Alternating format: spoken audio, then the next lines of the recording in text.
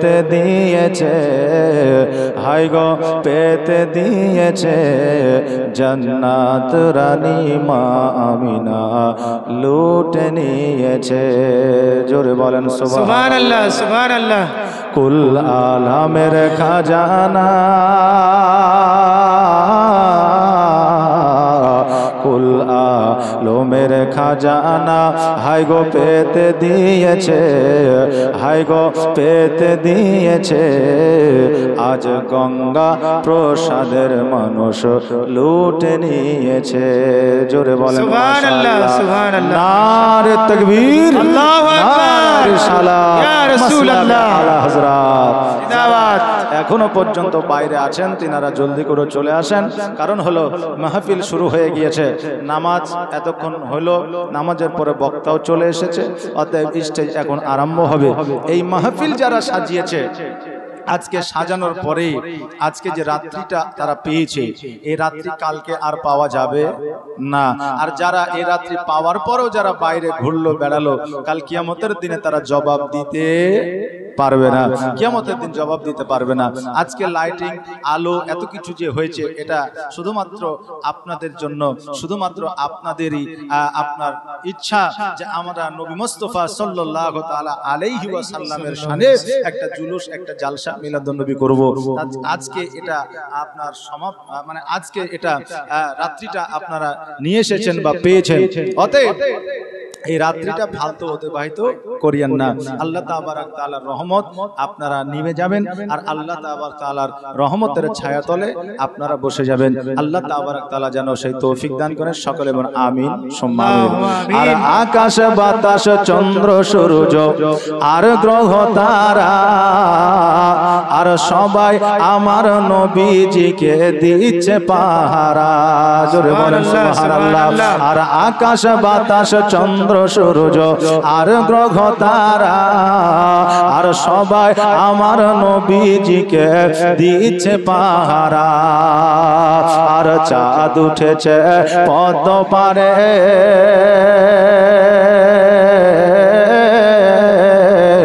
আর চাঁদ উঠেছে পদ্ম পারে, হায় গো কেড়ে নিয়েছে, হায় গো কেড়ে নিয়েছে জান্নাত রানী মা আমিনা লুটে নিয়েছে, জান্নাত রানী মা আমিনা লুটে নিয়েছে।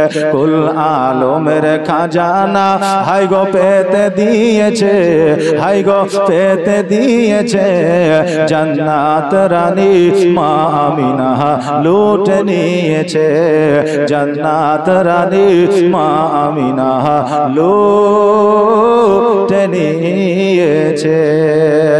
আল্লাহুম্মা সাল্লি আলা সাইয়্যিদিনা মাওলানা মুহাম্মদ ওয়া আলা আলি সাইয়্যিদিনা মাওলানা মুহাম্মদ। আলহামদুলিল্লাহ, সমস্ত প্রশংসা সেই মহান করুণাময় আল্লাহ, যিনার কুদরতে সারা বিশ্ব লালন ও পালন, যিনি আপনাকে আমাকে এই পবিত্র মাহফিলে বসার, কাউকে বলার, কাউকে শোনার শক্তি বা সুযোগ দান করেছেন, তিনারই শুকরিয়া আদায় করি।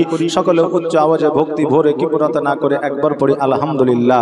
তারপরে পরে আকা মাওলা জনাবে মুহাম্মদ রাসূলুল্লাহ সাল্লাল্লাহু তাআলা আলাইহি ওয়াসাল্লামের প্রতি লাখো কোটি দরুদ ও সালাম শান্তির ধারা বর্ষিত হোক, অর্পিত হোক, নাজিল হোক। তাই সকলে আমরা আবারও পড়ি আল্লাহুম্মা আমিন। আল্লাহ তাবারক তাআলা আল কোরআনুল মাজিদের মধ্যে ঘোষণা করলেন, বলে দিলেন, ফরমায়া দিলেন, ওয়া আম্মা বিনি'মাতি রাব্বিকা ফাহাদ্দিস। আল্লাহ বলে, বান্দারে তোমরা আমার নিয়ামতের যারা প্রশংসা করো, আমি আল্লাহ আমার প্রশংসা করা হয়। জোরে বলেন সুবহানাল্লাহ। আজকে বেরাদার পৃথিবীর মধ্যে আল্লাহ তাবারক তাআলা আসমান জমিন গাছপালা নদী নালা সাপ ব্যাঙ হাতি বিড়াল যাবতীয় যাহা কিছু দিয়েছে, সব কিছু কিন্তু একমাত্র মানুষের নিয়ামতের জন্য। বাচ্চি ভাইরা, আপনি বলবেন হুজুর এত কিছু মানুষের জন্য নিয়ামত কি করে হয়? কারণ সাপ তো মানুষকে কামড়ালে মারা যায়, হাতি তো মানুষকে আপনার দেখলে পারে ক্ষিপ্ত হয়ে যায়, তাহলে এগুলো কেন মানুষের জন্য নিয়ামত হলো? আল্লাহ তাবারক তাআলা বলে, বান্দারে তোমরা যে আবর্জনা নোংরা গুলো ফেলায় দাও, ওই আবর্জনা থেকে যে জীবাণুগুলো তৈরি হয়, ওই জীবাণুগুলো সাপের বিষ থেকে সেগুলো আপনার পানি হয়ে যায়। জোরে বলেন সুবহানাল্লাহ। অতএব আল্লাহ জগতে যেটাই দিয়েছেন মানুষের ভালোর জন্য দিয়েছেন। স্ত্রী একজন স্বামীর জন্য নিয়ামত, স্বামী একজন স্ত্রীর জন্য নিয়ামত, সন্তান বাপের জন্য নিয়ামত, বাপ হচ্ছে সন্তানের জন্য নিয়ামত, বোন ভাইয়ের জন্য নিয়ামত, ভাই বোনের জন্য নিয়ামত। অতএব জগতে যেটাই আল্লাহ দিয়েছেন সেটাই মানুষের জন্য আল্লাহর তরফ থেকে নিয়ামত। জোরে বলেন সুবহানাল্লাহ। আর সব চাইতে একটা বড় নিয়ামত আল্লাহ তাবারক তাআলা আমাদের জগতের মধ্যে দিয়েছেন, সেটা হলো আপনার নবী, আমার নবী আকা মাওলা মুহাম্মদ রাসূলুল্লাহ সাল্লাল্লাহু তাআলা আলাইহি ওয়াসাল্লাম। জোরে বলেন সুবহানাল্লাহ। এই নবী যদি জগতে না আসতেন তাহলে আজকে ভাই কাকে বলে বুঝতাম না, নবী যদি জগতে না আসতেন মা কাকে বলে বুঝতাম না, নবী যদি জগতে না আসতেন বাপ কাকে বলে বুঝতাম না, নবী যদি জগতে না আসতেন সমাজ ব্যবস্থা কাকে বলে বুঝতাম না, নবী যদি জগতে না আসতেন আইন ব্যবস্থা বুঝতাম না, নবী যদি জগতে না আসতেন আজকে গ্রাম্য কাকে বলে বুঝতাম না, আজকে নবী যদি না আসতেন আজকে আত্মীয়তা কাকে বলে বুঝতাম না, নবী যদি এক কথায় জগতে না আসতেন আজকে পুরো টোটালি যে মানুষ মানুষ রূপ নিয়ে মানুষ মানুষের মতো চলে, এই নবী না আসলে মানুষ মানুষ রূপে চলতে পারত না। জোরে বলেন সুবহানাল্লাহ। আপনিও বলবেন হুজুর নবী যখন জগতে এসেছিলেন তার আগে কি মানুষ মানুষ রূপে চলতো না? কেন না, নবী যেই জামানায় এসেছিলেন সেই জামানাটার নাম ছিল জাহিলিয়াতের যুগ। জি হযরত, জাহিলিয়াতের যুগ। আর নবী আমার কত খ্রিস্টাব্দে এসেছিলেন? 570 খ্রিস্টাব্দে 12 রবিউল আউয়াল সোমবারের দিন শুবে সাদেকের সময় নবী যখন আসলেন সেই সময়টা ছিল জাহিলিয়াতের যুগ। ওই সময়টায় কি হতো বাবা জানেন? নারীদেরকে বিক্রি করা হতো। এখন যেমন গরু ছাগলের হাট আছে বাবা, নাই? গরু ছাগলের হাট আছে, একটা ডেট আছে যে এই ডেটে নিয়ে গিয়ে এই গরুটা এই হাটে বিক্রি করব। কিন্তু ওই জাহিলিয়াতের জামানায় নারীদের একটা হাট ছিল। মা আপনার বিক্রি হতো সন্তানের কাছে, কারণ সন্তান মাকে বিক্রি করত, ভাই বোনকে বিক্রি করত, স্বামী স্ত্রীকে বিক্রি করত। আমার দয়ার নবী মায়ার নবী সাল্লাল্লাহু তাআলা আলাইহি ওয়াসাল্লাম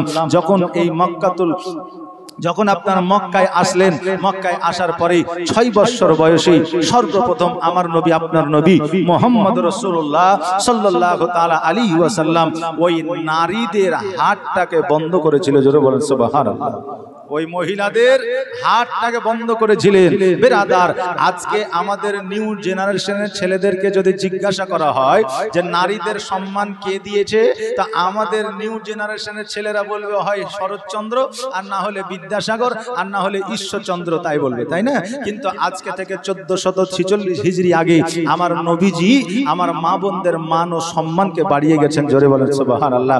আমাদের নিউ জেনারেশনের ছেলেরা এসব জানে না। আমাদের নিউ জেনারেশনের ছেলেরা জানে মুরব্বি মুরব্বি উহু হু। কথা বুঝলেন না?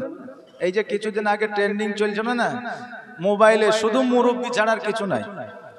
চাচাও বলছে ভাতিজাকে মুরব্বি, আর ভাতিজাও চাচাকে বলছে মুরব্বি। মানে চাচা আর বলে না, ভাইকে ভাই আর বলে না, মুরব্বি উহু হু। এরকম হয়েছে না? শুনতে পাননি আপনারা? পেয়েছেন? তা অনেক মানুষ আছে মুরব্বি মানে কি তাই জানে না।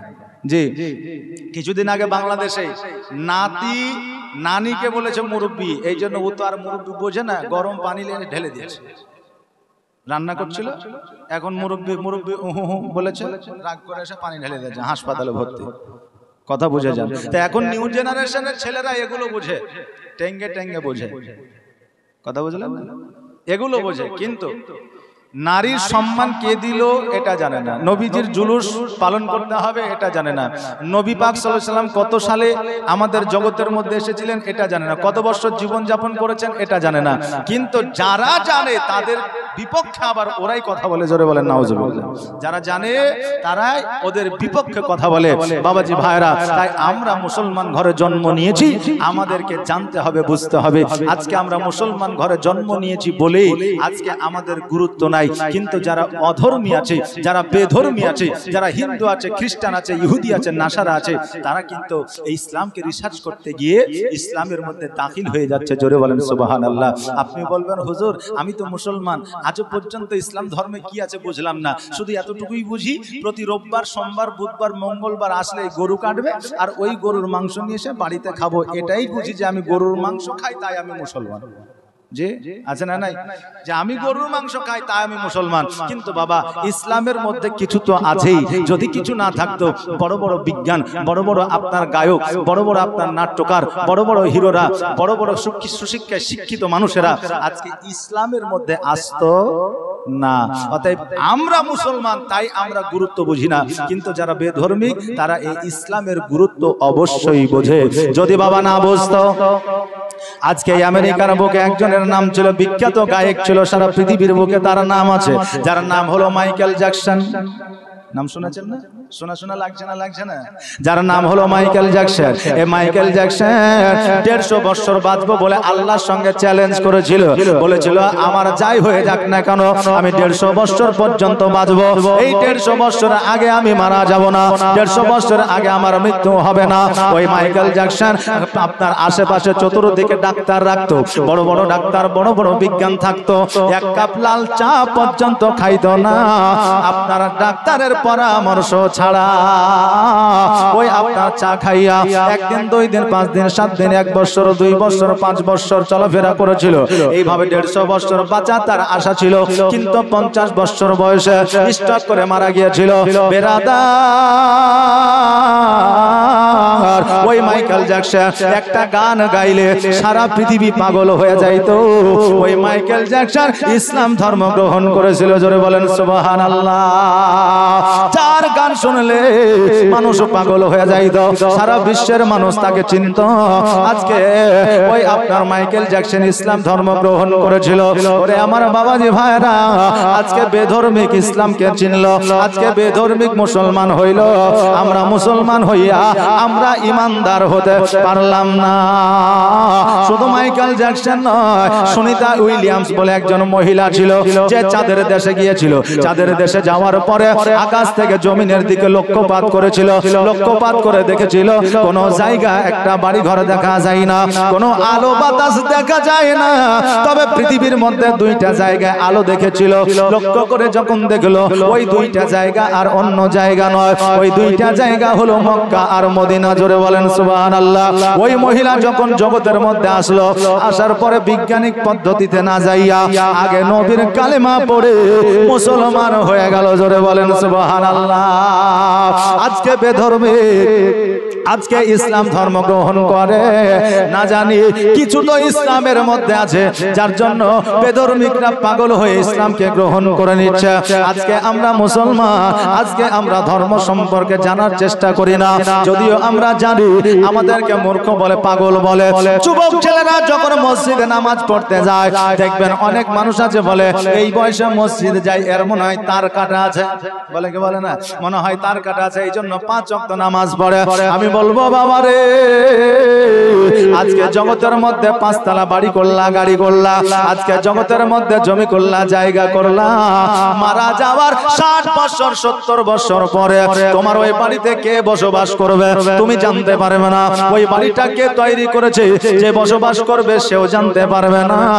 আর নামাজ যদি তুমি 5 ওয়াক্ত পড়ো, আল্লাহ তোমার চেহারায় এমন নূর দিয়ে দিবে, কিয়ামতের দিন দেখলে প্রত্যেকটা মানুষ চিনতে পারবে এই লোকটা 5 ওয়াক্ত নামাজি ছিল। জোরে বলেন সুবহানাল্লাহ। বাড়ি গাড়ি টাকা কড়ি পয়সা কাজে আসবে না। আপনি মারা গেলে আপনার সন্তান মালিক হয়ে যাবে, আপনার সন্তান মারা গেলে আপনার পোতা মালিক হয়ে যাবে, আপনার পোতা মারা গেলে তার সন্তান মালিক হয়ে যাবে।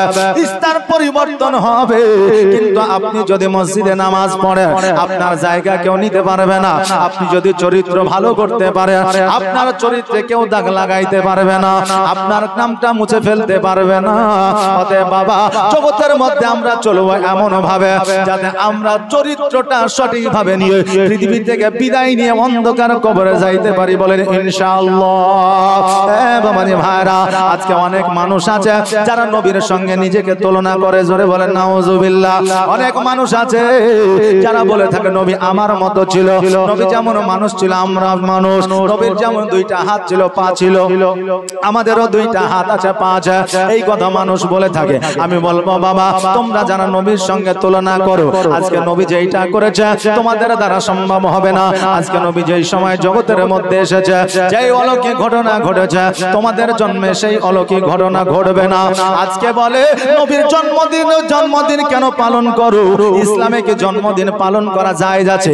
আমি বলবো বাবা ইসলামের মধ্যে জন্মদিন পালন করা জায়েজ আছে, তবে আপনার খ্রিস্টান মোতাবেক নয়, হিন্দু মোতাবেক নয়, জৈন মোতাবেক নয়, শরীয়ত মোতাবেক জন্ম দিবস পালন করা প্রযোজ্য আছে। আপনার সন্তানের আপনি জন্ম দিবস পালন করবেন, আপনি ফাতিহা করেন, কোরআন তেলাওয়াত করেন, গরিব মিসকিনকে খাওয়ান, আনন্দ করেন, অসুবিধা নাই। কিন্তু মোমবাতি জ্বালায়া কেক কাটিয়া হ্যাপি বার্থডে টু ইউ বলিয়া যখন আপনি কেক কেটে জন্মদিন পালন করবেন, ওই জন্মদিন পালন করাটা আপনার জন্য হারাম হয়ে যাবে, জোরে বলেন নাউজুবিল্লাহ। বেরাদার অনেক মানুষ আছে নবীর জন্মদিন তোমরা পালন করো কেন? কারণ নবী যেই দিন জগতে এসেছিল সেই ডেটে এই জগৎ ছেড়ে পর জগৎ গমন করেছিল। তো নবীর জন্মদিন পালন করো ঠিকই, কিন্তু নবীর মৃত্যুদিন পালন করো না কেন? আমি বলি বাবা শোনো রে, আমরা আহলে সুন্নাত ওয়াল জামাতের মানুষ, আমরা আল্লাহর ওলি মাননে वाला মানুষ, আমরা সালাম কিয়াম করনে वाला মানুষ, আমরা নবীজিকে কিয়ামত পর্যন্ত জিন্দা মনে করি। এই জন্য শুধুমাত্র আমরা নবীর জন্মদিন পালন করি, নবীকে মুর্দা মনে করি না। এই জন্য নবীর মৃত্যু দিবস পালন মোরা করি না, জোরে বলেন সুবহানাল্লাহ।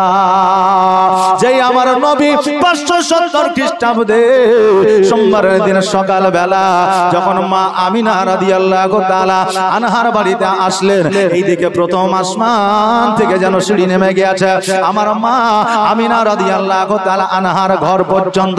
এইদিকে আব্দুল মুত্তালিব রাদিয়াল্লাহু তাআলা আনহু কাবা ঘরের মধ্যে যেন বসে আছে, কাবা ঘরটা যেন মা আমিনার ঘরের দিকে ঝুঁকে গিয়েছে। আব্দুল মুত্তালিব বলে আল্লাহ,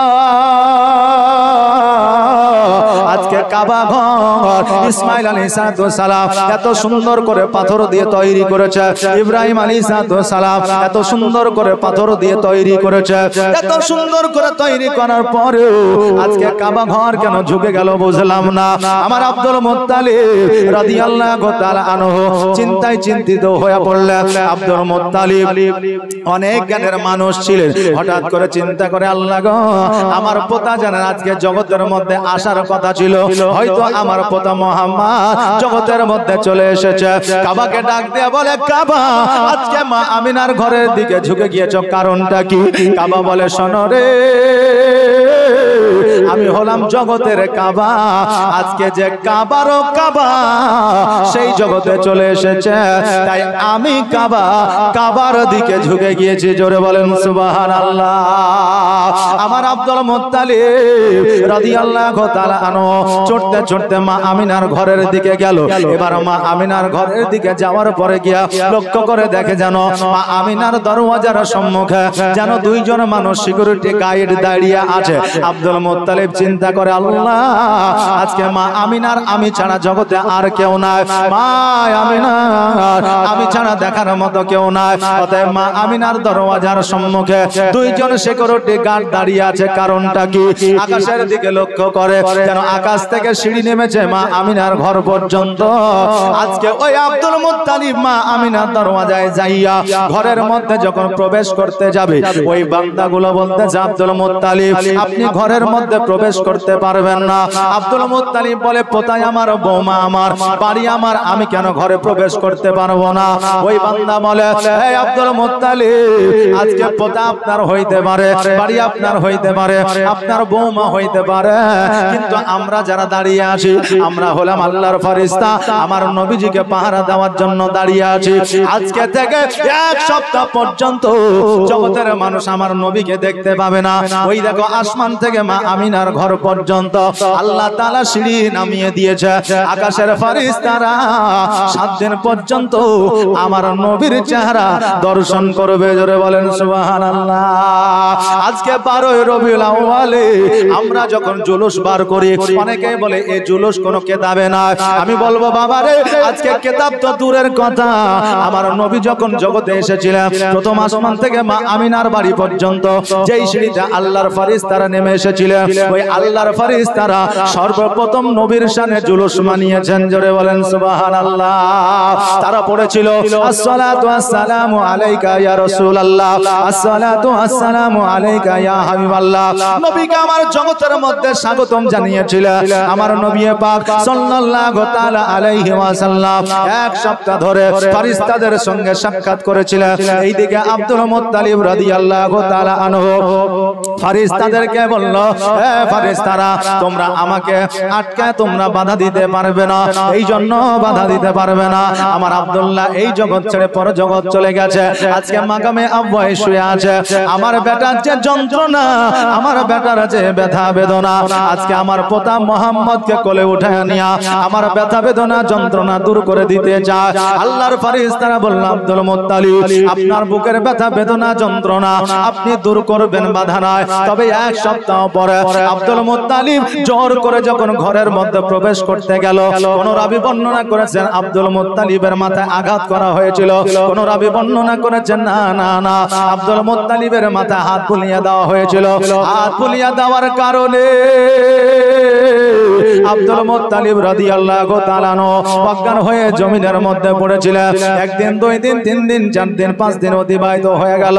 7 দিন পরে আব্দুল মুত্তালিবের যেন জ্ঞান খানা ফিরলো। মা আমিনার ঘরে প্রবেশ করলেন। মা আমিনার ঘরে প্রবেশ করার পরে আমার দয়ার নবী মায়ার নবী সাল্লাল্লাহু তাআলা আলাইহি ওয়াসাল্লামকে কোলের মধ্যে উঠে আনলেন। আব্দুল মুত্তালিব 2 চোখের পানি ছেড়ে দিয়ে বলে, আল্লাহ, আজকে আমার পোতা মুহাম্মদকে আমি কোলে উঠে আনিয়েছি। আল্লাহ গো, আজকে আব্দুল্লাহ যেই ব্যথা বেদনা যন্ত্রণা আমার কলিজার মধ্যে লুকায় ছিল, আজকে মুহাম্মদকে কোলে পাইয়া আমার সকল ব্যথা বেদনা যেন দূর হইয়া গেছে। জোরে বলেন সুবহানাল্লাহ। আমিনা রাদিয়াল্লাহু তাআলা আনহা বলে, আব্বা গো, আজকে আমার সন্তান জগতের মধ্যে 1 সপ্তাহ হইল আসলো, কিন্তু আমার সন্তানকে দেখার জন্য আপনি এতদিন পরে কেন আসছেন? আব্দুল মুত্তালিব বলে, মা রে, আজকে আমাকে আসতে দেয় না, ঘরের মধ্যে প্রবেশ করতে দেয় না। তুমি কেমন করে বুঝলে যে আমার পোতার খবর আমি আব্দুল মুত্তালিব পাবো, কিন্তু আমি দেখার জন্য আসবো না? আমি এসেছিলাম ঠিকই, কিন্তু ততদিন আল্লাহর ফেরেশতারা দর্শন করতেছিল। জোরে বলেন সুবহানাল্লাহ। ও আমিনা, শোনো রে, আজকে আমার দয়ার নবী মায়ার নবী জগতের মধ্যে এসেছে। তোমার কি কোনো অসুবিধা হয়েছে? তোমার কি কোনো অসুবিধা হয়েছে? আমিনা রাদিয়াল্লাহু তাআলা না বললেন, ওগো আমার আব্বা জান, খোদার কসম করে বলি আমার কোনো কষ্ট হয় না। আমি শুধুমাত্র এইটুকু লক্ষ্য করলাম, আমার পেটের মধ্যে যে নূরখানা ছিল, ওই নূরখানা একটা সময় আমার কোলের মধ্যে চলে আসলো। জোরে বলেন সুবহানাল্লাহ। আব্বা গো, অন্যান্য নারীদের মতো আমার কোনো কষ্ট হয় না, অন্যান্য নারীদের মতো আমার কত ব্যথা বেদনা হয় না, অন্যান্য নারীদের মতো আমাকে সন্তান প্রসব করতে হয় না।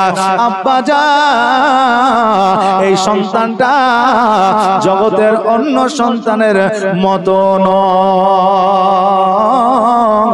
আব্দুল মুত্তালিব রাদিয়াল্লাহু তাআলা আনহু বলে, ওরে আমিনা, আজকে আমার পিতা মোহাম্মদ নুরানিময় চেহারা নিয়ে জগতের মধ্যে এসেছে।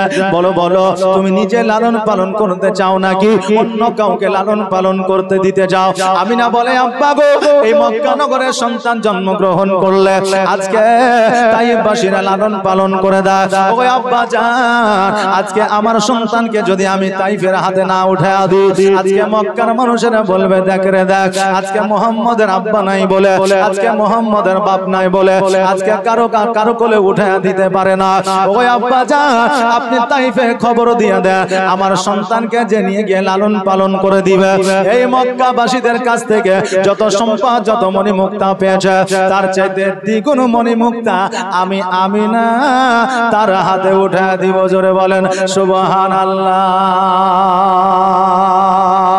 আমার আমিনা যখন এই কথা বললে, আব্দুল মুত্তালিব খবর পাঠিয়ে দিলা। আব্দুল মুত্তালিব তাইফের মধ্যে আপনার ঘোষণা করে দিলা, সকল তাইফবাসীরা আমার নবীজিকে নামার জন্য আসিল।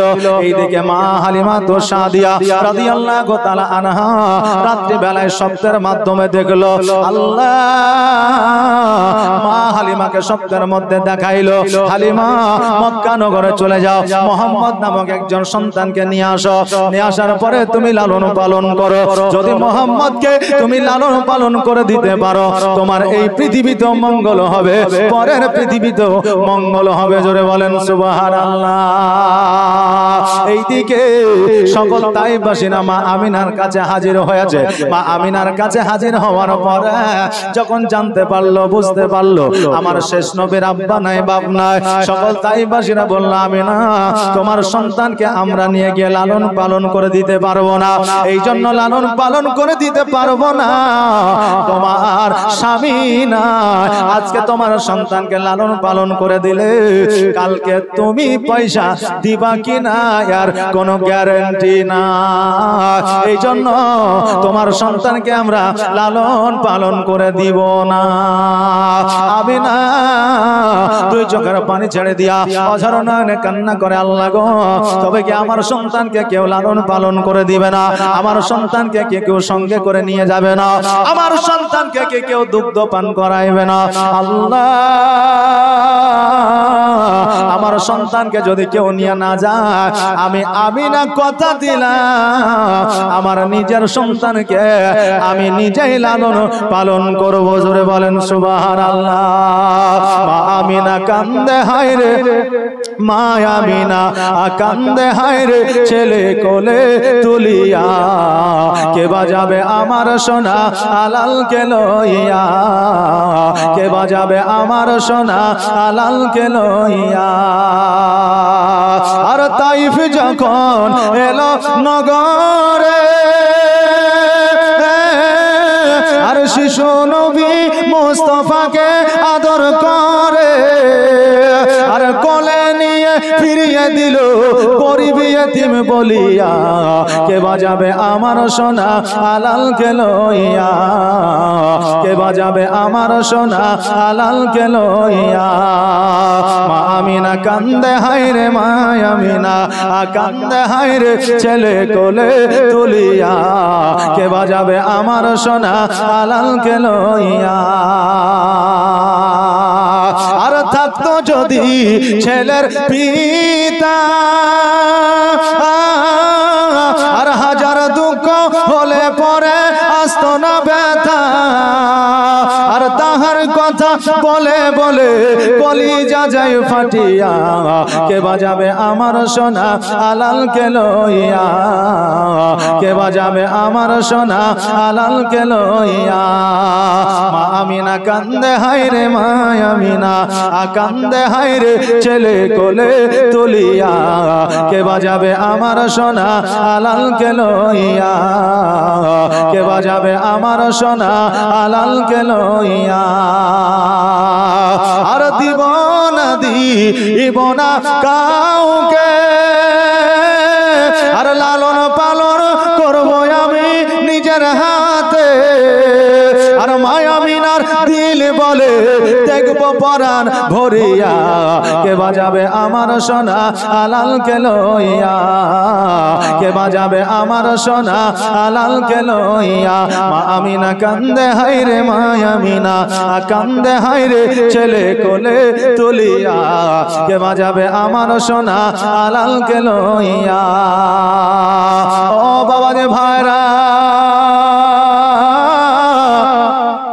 আমার মা আমিনা রাদিয়াল্লাহু তাআলা না আল্লাহকে বলে আল্লাহ গো আমার সন্তানকে কেউ নিয়ে যাবে না আমার সন্তানকে যদি কেউ না নিয়ে যায় আমি আমিনা আমি নিজেই লালন পালন করব এইদিকে আব্দুল মুত্তালিব রাদিয়াল্লাহু তাআলা আনহুর কাছে আমার হালিমা তো সাদিয়া রাদিয়াল্লাহু তাআলা আনহা পৌঁছেছে আব্দুল মুত্তালিবকে বলে এই আব্দুল মুত্তালিব তোমার পোতা মুহাম্মদকে আমার কোলে উঠায়া দাও আমি নিজে লালন পালন করতে চাই আব্দুল মুত্তালিব বলে হালিমা আজকে তোমার নিজের শরীর অসুস্থ আজকে তোমার নিজের সন্তানকে দুগ্ধ পান করাইতে পারো না তোমার বাড়িতে খাবার জোটে না তোমার খেজুর গাছে খেজুর ধরে না তোমার ছাগল বকরিতে দুগ্ধ দেয় না আজকে আমার পোতাকে যদি তোমার কোলে উঠে দিই আমার পোতাকে তুমি কি খাওয়াইবা আমার পোতাকে কেমন করে তুমি লালন পালন করবা হালিমা বলে আব্দুল মুত্তালিব আজকে আমি হালিমা কথা দিলাম তোমার পোতা মুহাম্মদকে যদি আমার কোলে উঠা দাও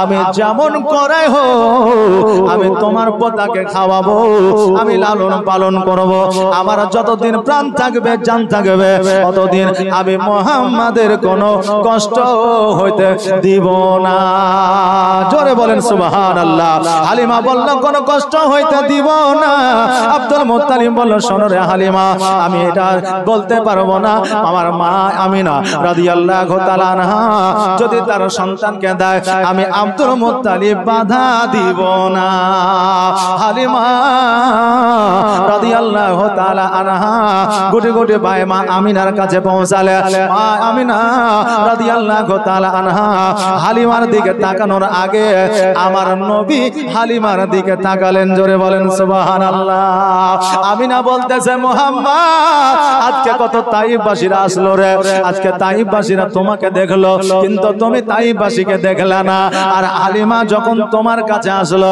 আজকে হালিমার দিকে তুমি টুকটুক করে তাকিয়ে আছো আমার নবীজি বলে মা আমাকে আল্লাহ রহমতের ভান্ডার করে পাঠিয়েছে আমি নবী আমাকে যারা ভালোবাসে আমি নবী তাদেরকে ভালো না বাসিয়া থাকতে পারি না মা জননী তাইফ থেকে অনেক মানুষ এসেছিল শুধুমাত্র আমাকে দেখার উদ্দেশ্যে কিন্তু হালিমা আমাকে নেওয়ার উদ্দেশ্যে এসেছে আমাকে মহব্বত করেছে মা গো আজকে আমি নবীজি হালিমাকে না দেখে থাকতে পারলাম না ও কি শুনেছি কিতাবের লেখা নবী ছাড়াই আমার জীবন ফাঁকা গো জোরে বলেন সুবহানাল্লাহ ও কি শুনেছি কিতাবের লেখা নবী ছাড়াই আমার জীবন ফাঁকা গো নবীজিকে ভালো না বাসিলে নবীজিকে ভালো না বাসিলে আল্লাহ পাওয়া যাবে না তাই তো নবী আমি তোমার দিওয়ানা তোমার মতো এত ভালো তোমার মতো এত ভালো নবী আমায় কেউ তো বাসে না তাই তো নবী আমি তোমার দিওয়ানা তোমার মতো এত ভালো তোমার মতো এত ভালো কেউ তো আমায় বাসে না তাই তো নবী আমি তোমার দিওয়ানা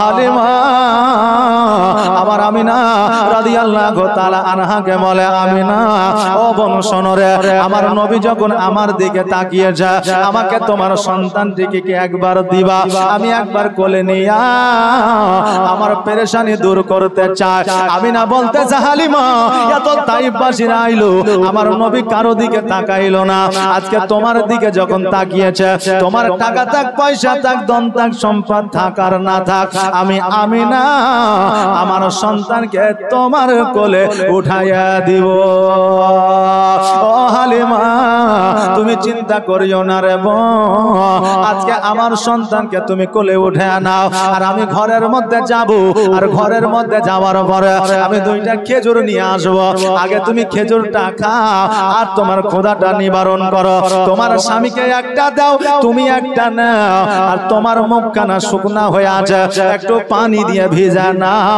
আমি না বলতেছে হালিমা আমি দেখে বুঝতে পারছি তুমি অনাহারে আছো আমার নবীজিকে হালিমার কোলে উঠাইয়া দিলে আমি না ঘরের মধ্যে গেলে দুইটা খেজুর নিয়ে আসলে হালিমাকে যেন দিয়ে দিলে আর হালিমা ওই খেজুর দুটা না খাইয়া যেন আঁচলের মধ্যে বাঁধতেছে আমি না বলে হালিমা খেজুর দুটা দিলাম তোমাকে খাওয়ার জন্য আঁচলের মধ্যে বাঁধতেছ কারণ কি হালিমা দুই চোখের পানি ছেড়ে দিয়ে বলে বোন আমিনা রে আজকে আমি আর স্বামী শুধু অনাহারে না আমার বাড়িতে আমার একটা সন্তান আছে যার নাম হলো যমুনা আজকে ওই সন্তানটিও অনাহারে আছে বলো আমিনা আমি মা হইয়া আমি সন্তানকে ক্ষুধার্ত রাখিয়া আমি হালিমা কেমন করে খাইতে পারি রে বাবারা জগতের মধ্যে যার সন্তান আছে কোন মা